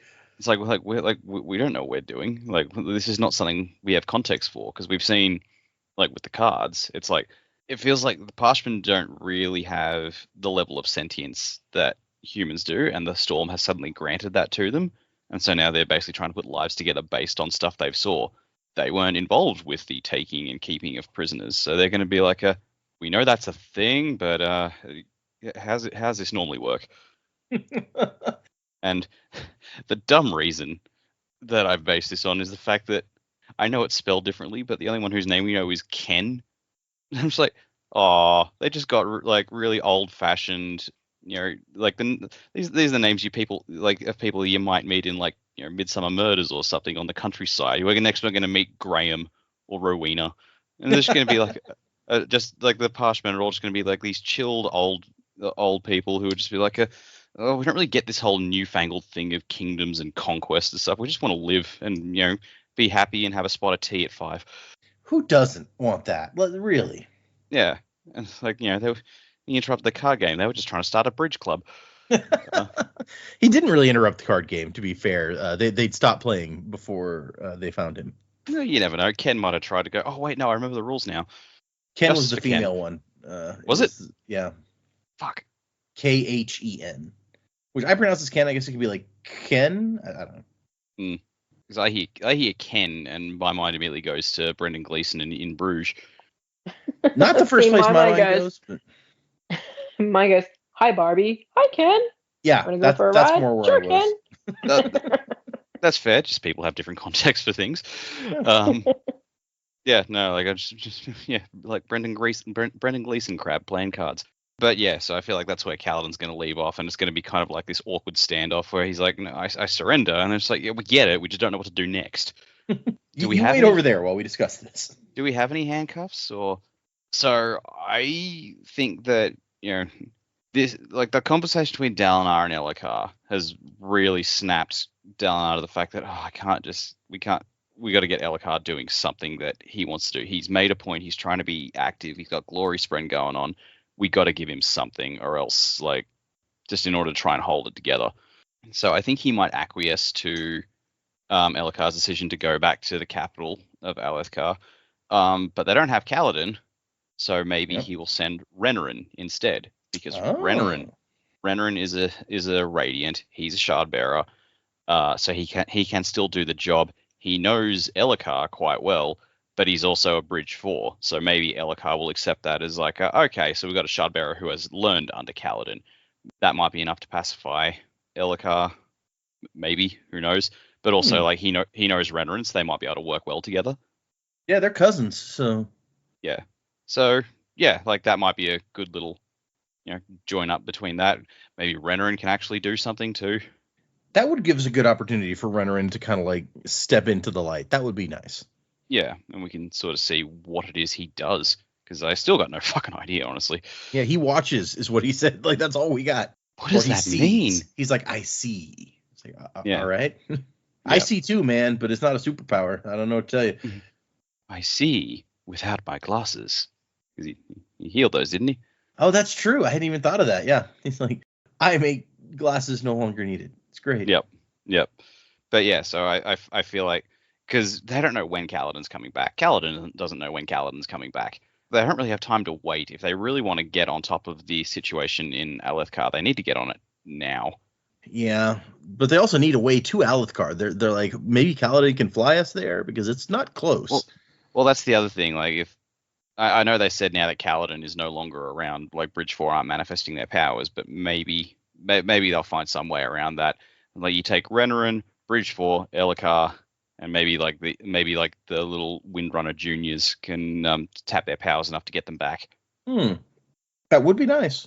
Again, Renarin is part of Bridge 4, so it's like, oh, he's just taking the squad. Yeah, he's part of the team. It's all good. Maybe if they put all their Stormlight power into Rock, I presume Rock will also be a Windrunner. They can all just climb on his back and he can jump. Rock the magic carpet. Yeah. Magic school rock. That was a reach. Yeah, it's a little bit, but I got it. Yeah. I like this idea. Like, I honestly, I kind of like any idea that would let Renarin get a little more attention, and because I agree, he's freaking mysterious, and I want to know what's up. So that would be nice. I like the characters. Like, all right, you're clearly being set up for something. Waiting for you to. What's that meme with like the guy poking something with a stick? It's like, come on, do something. You know the payoff's coming at some point, but just don't know what form it will take. Yeah, and I mean, yeah, if they need a Radiant and Kaladin's not here, they've got exactly two options, because Dalinar, the Stormfather's like, no, I'm not going to be a sword, and also Dalinar's probably not leaving Urithiru right now, so no, you got Renarin, you got Shallan, so that we know of. No, that's fair. So someone might show up at some point who turns out to be a who's someone? May Aladar. You mentioned her. Then you said we'll see her soon. Maybe she's a Radiant. Who knows? Yeah, could be. Well, apparently Taravangian has a Radiant that he's going to show up with. So I don't want his Radiance. I don't want him. I feel like that Radiant is already tainted by association. It's like, oh yeah, this is my Radiant, Blood Nurse. Why is she called Blood Nurse? Personal reasons. It's just a fun nickname we have. Don't worry about it. That doesn't sound fun. Oh, trust me, it's hilarious. Yeah. Are you going to explain it? No. You had to be there. So much blood. Anyway. People of Urithiru, here are your Radiants. Shallan, Renarin, and Blood Nurse. So, if we end up with Renarin, Bridge 4, and Elhokar heading back to Kholinar to save the day, do they succeed? Good question. I haven't got that far. Okay, fair. I don't see Elhokar succeeding, frankly, because as you pointed out, he doesn't believe his wife done anything wrong. So when he gets there and finds out what's actually going on, he's gonna I don't see him taking that information too well, and he would not be in a position to accomplish his mission. So I think it would all be on Renarin and probably Teft. That's where Teft finally gets. Somebody's like, "Here, you take this shard blade, Teft. Save the day." He can't take a dead one. It's got to be a live one. Yeah, we did talk about the possibility that maybe he couldn't do the dead one either. Yeah. But yeah, I'm still waiting for Teft to save the day. One of these days, you'll get your day in the sun, Teft, and you, Renarin. Maybe Teft will kill Moash. I would not object to that. Yeah. I mean, at this point, I doubt many people would. We have no idea where Moash is at this point. What if Taravangian shows up and like his radiant is Moash? That would be problematic. That's a good word for it. Yeah. No, Taravangian wouldn't be that dense unless he's having a really dense day, and then his guys would not. But they would know if they showed up in Urithiru with one of the two guys who try to kill Elhokar. That would blow the chances. Because that would look bad. Yeah. It's like, okay, maybe no one else knows who Graves is. And Kaladin's not there. Maybe they can get away with Graves, at least until Kaladin gets back. But if they show up with Moash, all of Bridge 4 knows who Moash is. They know what he's done. They will recognize him and just go, so that's one of the assassins? I mean, fuck, Dalinar probably knows who Moash is. He seemed to know the members of Bridge 4 quite well. He would probably recognize Moash and go, excuse me, I'm just going to pump this dude off the side of the tower. No, that's a good point. Yeah, that would be a bad idea. Although Jamie did bring up that it's like, what is Taravangian's plan now? Is he coming here to personally oversee the murder of Dalinar? Or has the discovery of Urithiru and the rise of the Knights Radiant, which his diagram was specifically trying to prevent, has this changed the calculation? Are we going to be friends with Taravangian now? Like, what do you... And hell no, we are not being friends with Taravangian. Okay. I don't know what his angle is. I'm sure he's got one, but no, he is still the villain of the picture. I am reasonably certain. Maybe he's coming here to steal the Stormfather. Who knows? I want that Spren. He's gonna chuck the storm in a bag and make free with it. That'd be impressive. Yeah. What do you think, Jamie? Since you're the one who first brought it up, do you think that Taravangian is gonna change tacks, or is he still after murdering Dalinar in some way? I think Taravangian's probably still out for Dalinar. Maybe he'll just go with taking out all the Knights Radiant. I don't know. Maybe Taravangian is his own Knight Radiant. Maybe it's just him, which would suck. He's definitely not got an honest friend, that's for sure. That seems unlikely, yeah. He's going to be the king of everything. Well, that's his thing, right? He's trying to be the king of everything. Yeah, I believe so. Because he's still going with the whole unite them thing, but taking a completely different approach. So, yeah, I don't know. I don't know what his angle's going to be. Fair. He's a bit of a question mark, that fella. All right, let's do. We've got another new patron this week, but we'll continue to save those for Joe. We have a couple. One of these emails has a review attached. We'll save that one for when Joe's back too. So we got one pretty short email here. This email is from Julia, and it says, "See you in a couple of months. Hi, squad. I started listening a couple months ago since no one in my life is reading these books with me and have loved from the start. Sadly, I'm reading in a different order. Mistborn 1, Stormlight up towards Rhythm of War, Mistborn 2, Secret History. So, after finishing the Hero of Ages episode, it will be a while until I can listen again. I'm about 40% done with Oathbringer, and then reading Dawn Shard and Rhythm of War, hoping to be back in about 5 months, but will miss your banter in the meantime. Can't wait to eventually hear everyone's Stormlight archive thoughts. Wasing to the time of next, Julia." So it'll be a while before Julia hears that. She'll still get to it before we finish this book. It could happen, yeah, very easily. Now that you say that, I'm thinking about we're now, what episode is this? This is episode 5 of this book out of 39. So, yeah. We got a bit of a ways to go. It's true. But we're now at the end of that chapter. We are 12% of the way through the book. So, there's that. It's an interesting. I get why she chose that reading order, Mistborn Era 1, and then Stormlight through Rhythm of War. I wonder, are you reading? You really should do Elantris and Warbreaker in there somewhere. Way too late now, by the time you hear this, to have that feedback, but still.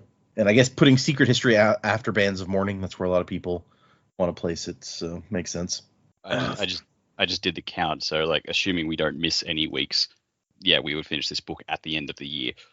So it would be like the last one of the last days of December when we finish the book. Wow. That'd be right after the next convention, the next Dragonsteel, which tickets are going on sale in June apparently. There's been some buzz that they're going to use a different platform to sell tickets, and they may be doing some sort of lottery system. So after the disaster of the last year's ticketing system. Yeah. I don't mind a new ticketing platform. I'm a bit worried about the potential for a lottery system if that means everyone is just in a lottery to like get tickets. I I don't guess know. that might come down to the capacity thing, because you said like the centre had the place where it's held had a certain capacity for people, and they came very close to pushing it or something. Well, no, the place where it was held actually could have fit way more, but it was just they have a thing where they're like, we're not going to give you more space unless you've proved from previous years that you need that much space. And so this last year they were like, look, we're going to need way more space because this is a big year. There's going to be a lot of people interested. And the committee who's in charge of that, because the center is owned by the city, the committee is just like, no, we don't think that you've proved with previous year's crowds that you need as much space as you say you need. So we're going to give you the same space you had the year before, or the same amount of space as the year before, basically. And it was a large contributor to the fact that people wanted way more tickets than were available. But this year, because of last year, it seems that they will be getting a bigger area. So more tickets will be available. And that's good. Potentially, since it's not like a big Stormlight year like the last one, maybe fewer people will be trying to go. I mean, he puts out a book a year. Is it like, is there going to be another? What's the release for this year? Or the release for this year? I imagine Ember Dark doesn't count because it's getting sent out in a few months. I think at this point, if the last update I feel like said it's like the beginning of next year or something, but I don't remember what it said. But no, I just assume he has a new book every year, and like we're trying to play catch up. And every time we finish a book, another one comes out. Usually he arranges at least one of his book releases for the year to coincide with the convention. So yes, there will be one this year. It is called Tailored Realities, and it is a non-Cosmere short story collection. Oh, neat. So it'll have a new novella, Moment Zero, which he read a piece of at the convention last year. It will have Perfect State that we read. Oh. It will have Snapshot, which is one that we haven't read. Defending Elysium, which we also haven't read. And then the thing says 5 other previously published short stories. So I don't know what those will be. But maybe we'll get that one when it comes out. We can at least, if we want to reread some of those. Yeah. Because, like Jamie, you've said multiple times, like, you loved Perfect State. Yeah, I really liked that one. That was, good fun. It'd be nice to have that in book form. Yeah, I mean, when that comes out, I was thinking that we may go ahead and order it for y'all anyway, because if we get to any of those stories, it'll be a convenient way to read them. I mean, all the Cosmere stuff. We need to just buy a week or two. Well, that's true too. But I mean, all the Cosmere stuff is set to go after. Is on my list, or all the non-Cosmere stuff is on my list for after we finish the Cosmere, which obviously is a long way off. So yeah, we can grab some stuff to squeeze in here and there. Moment Zero was kind of. He read like a couple chapters of it, I think, and it was weird. So I'll be interested to see the whole thing when it comes out. But yeah, gonna try to make it to the convention again this year, assuming that we can snag some tickets for myself and my wife. After she'd read a few of his books, basically, I convinced her to read like the original Mistborn trilogy and I think Elantris and Warbreaker early on in our marriage. But it's just she's like, I have to be in the right mood. So she never read any more of his stuff. Since we went to the convention last year, she asked me like for the list, and I gave her the same order list that we're following for the podcast, and she's been gradually reading through them all. She's she's like, I have to be in the right mood for like a fantasy story like that. So she'll read like a couple other books, and then she'll be like, yeah, let's do another Brandon Sanderson. I think she just did Emperor's Soul last week or something. So that's fair. She seems to be enjoying that at least. So that's good. She was like, if she wanted to go to the convention again, she's like, I want to know what's going on. I'm gonna read this stuff. Sometime after we bought the tickets last year, I bought her a physical copy of The Way of Kings. And I was like, it's going to be a big Stormlight thing. So maybe if you at least have read The Way of Kings, you'll understand some of what's happening. But she never got around to reading that. So she had no idea what any of the Stormlight stuff was. Good times. Okay, that was the only email that we were going to go through. So thank you, Julia. If anyone wants to send us an email, the address is thesanderlanche@gmail.com. Find us on Instagram and Blue Sky and Patreon, where I continue to read Wind and Truth and My reactions are posting as I read for the first time. Yesterday, our most recent one that went up was chapters 78 through 80. So progress is being made. Gradual chapters progress. are there? Let's see. The last one is chapter 147 to the end is what the file is titled. So at least 147. Yeah. It is not a small book, y'all. It is so large, in fact, that if I recall correctly, there is no Ars Arcanum because they had to cut that out to fit more story into the story. So, Wow. the publisher's like, we cannot print any more book in this book, so you have to cut some stuff. We are booked out. This is maximum book. It's a really thick book. It is a really thick book. You know, getting it back when we got on the plane, I flew Southwest, which in the U.S. is one of the few airlines that was still doing free checked bags. You get 2 free checked bags as long as they're under 50 pounds. And I put mine on the scale, and it was like, this is 53 pounds. You can take some stuff out of it, or you could pay $150. So I guess it's like $50 per pound over. And so I went in there and I pulled out that book, and I'm pretty sure that got me the whole way there. I pulled out some other stuff too, but it was like I pulled out the book and a couple other things, and I had removed like 7 pounds. And so I was like, oh, I could have just taken out the book. I think it would have been fine. It is a big book. I like maximum book. And it really makes you laugh when you think that they couldn't do those last 2 Dresden Files books as one book. His publisher's like, no, it's too much. And then you look over at like a Stormlight book and you're like, yeah, sure. Mm-hmm. And sorry, pet peeve, distracted from what we're doing here. Sorry, let's stay distracted. Speaking of, any further news on when that comes out? I'm not on Twitter X, so I don't know. That's where Jim posts his updates, because like last I've checked the website and it just says it's 100%, and that's all it says. Actually, I think, hold on, we'll go to his Twitter and see if. Oh no, this X, Twitter, whatever. This can't be where he's posted all of the updates, because the most recent one is like 2023. You sent me the tweet. Like yeah, I thought I did. Like, maybe that was like a Blue Sky or something. Hold on, I got to go back and look at what I sent you. Huh. Because I remember sending you, seeing the thing and sending it to you. Yeah, that long shot author, that's him.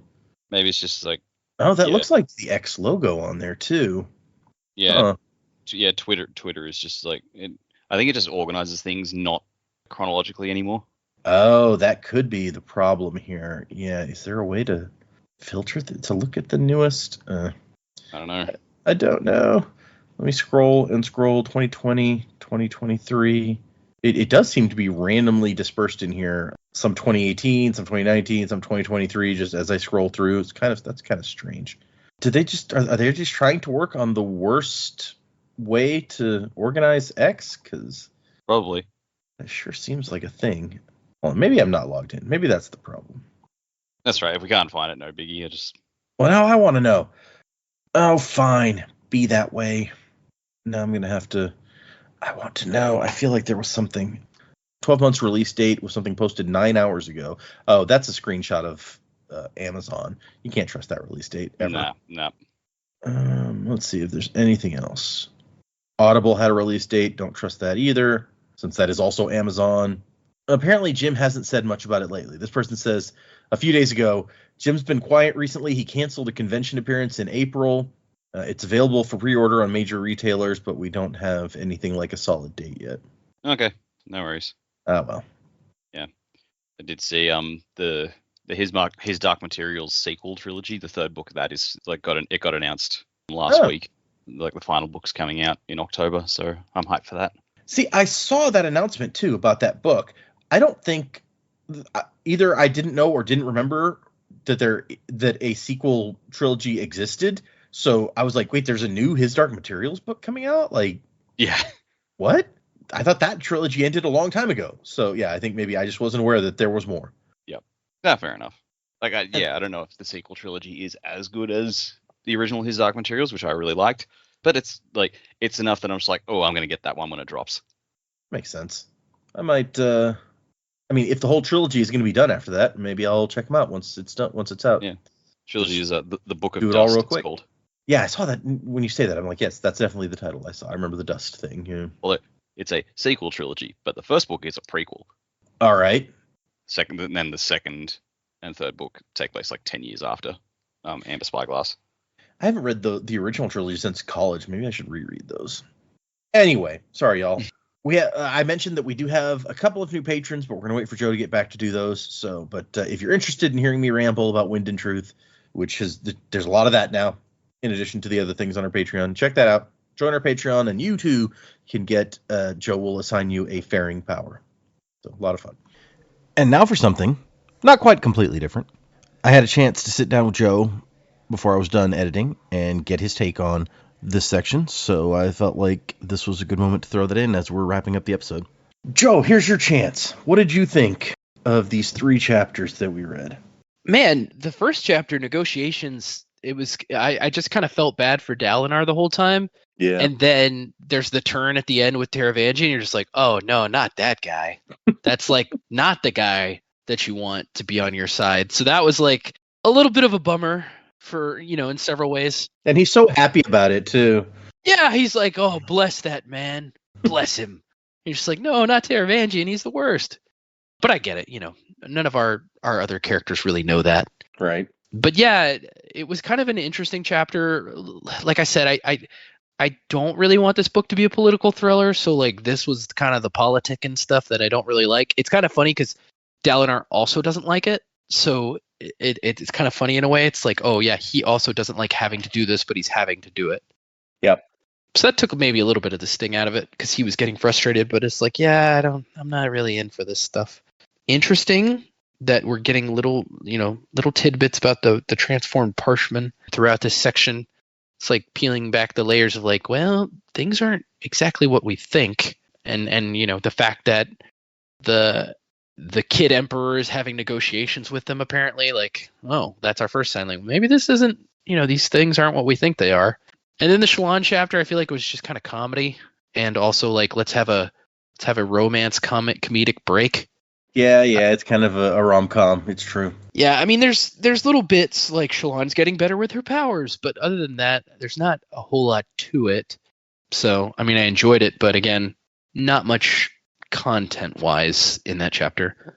And then we had a very short chapter with Kaladin, which kind of showed even more like, oh yeah, things aren't really what they seem. It's like he stumbles on these guys, Parshmen, that are like trying to play cards like they saw Alethi do, and you're just, or I guess it doesn't have to be Alethi, they saw other people do, and you're just like, oh, well, yeah, even more so this is not what's going on. I like how Syl was all gun-ho too. She was like, yeah, you want to kill him? I'll turn into the sword. And he's like, wait, no. Yeah, you want me to be the sword? It'll be great.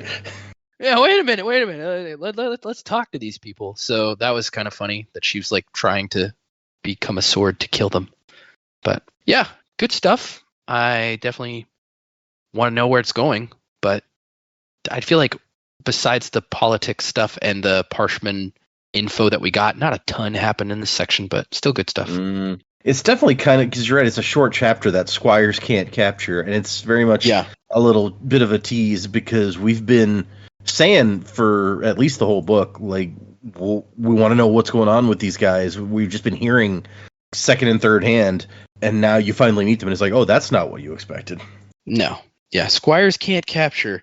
Also, very interesting title name, but then when you know what it's actually referencing, you're like, oh, that's dumb. You're like, oh, that was much simpler than, all right, yeah. Yeah, they're playing a card game. Okay. Yeah. And we never find out. Can Squires capture? I mean, it's just something that I assume Brandon's going to make an actual card game out of, and we're going to all know, right? Does that exist? There's going to be a card game. I mean, there's already a deck building game. I have that one. And then there's going to be like a trick taking card game, but it is not like that. Okay. Well, if there is a name for this game in world, if they make it in real life, they should just call it Squires Can't Capture. I feel like this may be Towers. I think we've heard them mention a card game called Towers before. Okay. Well, that would kind of make sense. And I don't know if they say in this chapter that that's what this game is. Yeah. But it almost sounds like it's chess, but with cards. It does. It sounds a little chess-y, right? Yeah. Fair. So the chapter titles for next time, we're going to do 3 more. 15 is Brightness Radiant. Okay. 16 is Wrapped 3 times. Okay. And 17 is Trapped in Shadows. Okay. So is wrapped spelled R-A-P-T or WRAPPED. Yeah. Okay. Brightness Radiant makes me just either think of Shallan or Yasna. It'd be cool if it was Yasna, but I'm guessing it's probably going to be Shallan. They have been calling her that, but yeah, that's because we only have one female Radiant. Just the one that we know of, right? Wrapped 3 times. I would hope that's going to take us back to Kaladin.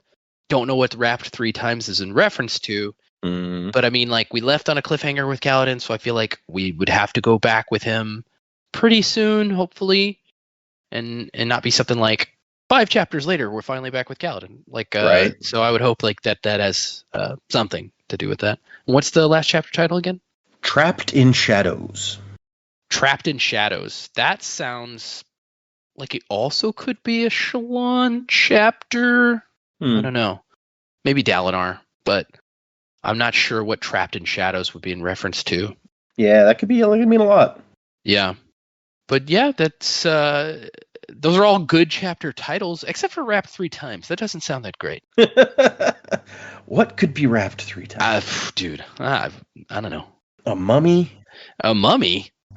I don't know why that's the first thing that occurred to me. Yeah, I don't think we've had any signs that they have mummies in these civilizations. I guess one of the many like peoples on the planet could have mummies, but that's true. That's one of the cool things actually about the negotiations chapter is you start learning more about these other cultures that we have had some to little experience with. Yeah. I mean, I feel like I almost feel like we should have almost a novella for each section, right? Because we had the Azer stuff. We should have like one for each area. Like a snapshot in the life of these peoples. I guess we kind of get that from some of the some of the interludes and stuff. Some of the interludes, yeah. Like, we've met Thalen people with their giant long eyebrows in the interludes. That's right. And we've seen them in the book in passing. Yeah, right. But, this is the first time, I mean, like, we got to talk to the queen here. Yeah. When is our next set of interludes? How far away are we from that? Part 1 has 32 chapters. Oh, wow. So it's a big part. So, okay. Yeah, it is a lot of chapters in this part. Okay. Although, let's see, it looks like it takes up 26% of the book is part 1. So that's, there's 5 parts, so that's not much more than its allotted segment. Yeah. So, but other than that, we're kind of still building the story here, right? The biggest mystery is what's going on with the Parchment, which I feel like we're about to get some insight into. Hopefully, yeah. What we don't know, right? So, like, if the Parchment aren't really the threat, what we don't know is what happened to the Parshendi that were the threat. Mm-hmm. And like, what does that whole side of the coin look like, right? Because it's not just the storm is not the only thing going on, right? So what else is going on, and how do we figure that out? So that's the big question, I feel like, which is what I kind of said at the end of the last book. It's like we have this confrontation. What next? Like, what's the next big bad that we have to like focus our attention on, right? Because at the beginning of the book, it kind of sets up the Parshmen as the Voidbringers that are going to be the evil, but it seems like maybe that's not the case based on what we've read so far. Yeah, maybe. So then what is? That's I feel like that's what this Oathbringer book is possibly about. It's like, what is the actual crisis on Roshar? Gotta be something. Yeah, and also what does Oathbringer have to do with it? Because the book is titled Oathbringer. Oathbringer was dropped out of the tower, so like we know somewhat from the section before, right, the flashback, how Dalinar got Oathbringer, but what does the sword specifically have to do with the story at large? That's a good point. Like, yeah, we haven't, because it just got dropped out of a window last book. We haven't seen it at all so far. Yeah. So is it coming back? If so, why? I mean, it's the title of the book. So you'd but think. It's also the title of a book in the book, I guess. Book. Yeah. So again, that's confusing too. It's the title of a sword, a book, and a book. But I would hope that it had a part to play other than just getting dropped out of the tower. One would hope, yes. So yes, thank you everybody, our patrons. You're awesome. People on the Discord, people just showing up every week. and listening to us talk about these books. We appreciate you. Thank you. Remember, we're doing 3 chapters for next time. So if you're following along, read chapters 15, 16, and 17 for the next episode. This is a longer section. I think this is going to be the longest section we've read so far this book, actually. Not by like a whole lot, but by a little bit. So tune in next time for that one. 3 chapters for next time, and music by Miracle of Sound. I forgot to do that, I think, last week, and I didn't realize it until the edit, and then I had to add that back in. Yes. Music by Miracle of Sound, and Wasing to the Time of Next. Colo, P.S. Fasher. Crabat. Supernovas die, fractured in the fateful fall of man. Feel the heart raging of a strength unseen. Unity will bring the upper hand. So look to the break of dawn, to the break of dawn.